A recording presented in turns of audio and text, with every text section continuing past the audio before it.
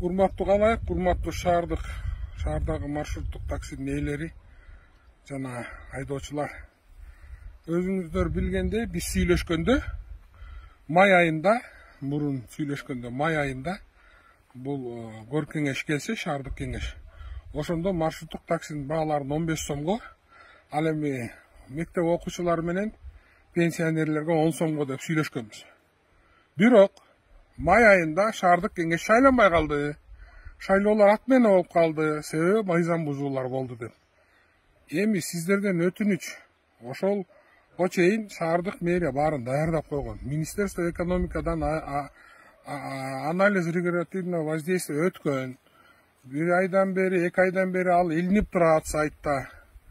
Баардыгы даяр. Эми кор кеңеш келгенге чейин кичине күтүп турбайсыздарбы? Сиздерден сураныч. Мына июлдун 1-inde шайлоо коюптур. 10-июлга чейин шайлоолордун жыйынтыгы чыгат. 15-июлга чейин мандатын алат. Андан биринчи маселе болуп ушуну карайт деген ойдобуз шаардык кеңеш деле. Ошондуктан мен сиздерден суранамын. Өтүнөмүн. Азыркы мэр деле мурунку айтылган сөздөрдүн артынан келатат. Азыркы мэр дагы эч нерсе кыла албайт. Себеби шаардык кеңеш жок. Бул иштер болбойт. Тарифтин көтөрүлүшү шаардык кеңеш кабыл алыш керек. Сиздерден өтүнүч, эми элди кыйнабаңыздар да ысыкта.